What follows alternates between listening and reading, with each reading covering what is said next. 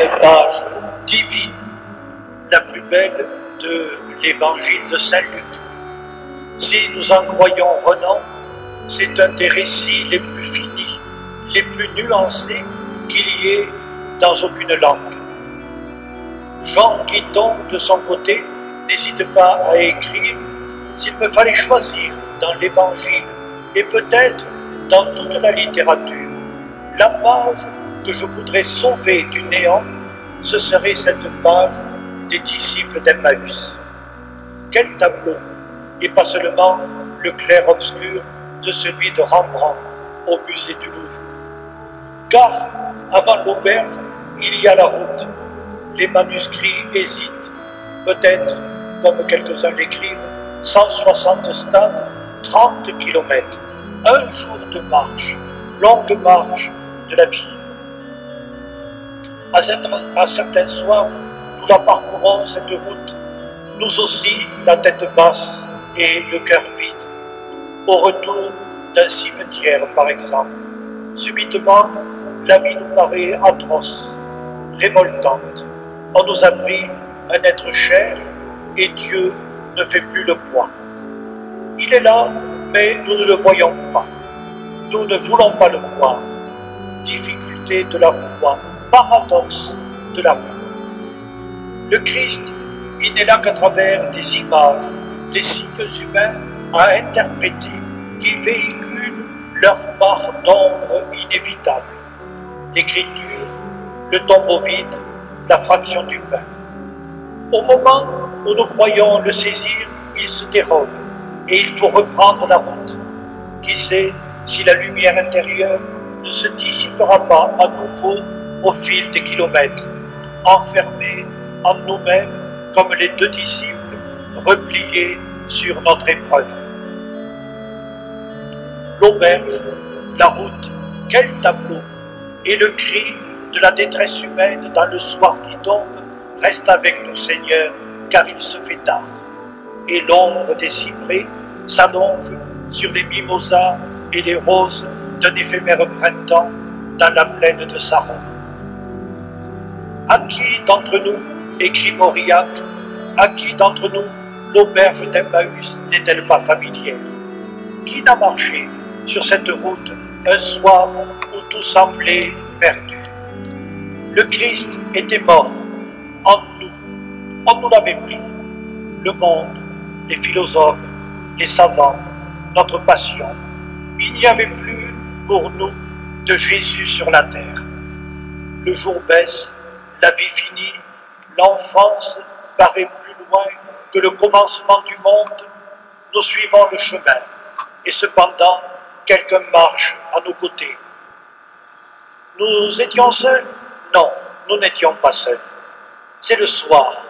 Voici une porte ouverte, cette obscurité d'une salle où la flamme de la cheminée fait bouger des ombres.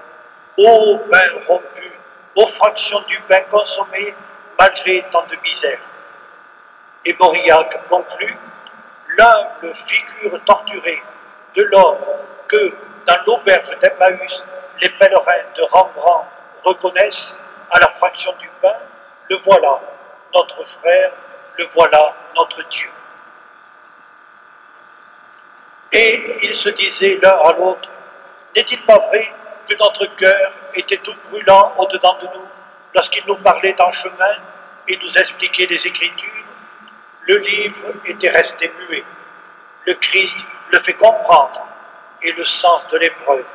Nous pouvons retourner à la source, refaire le chemin en sens inverse, tout a pris sens.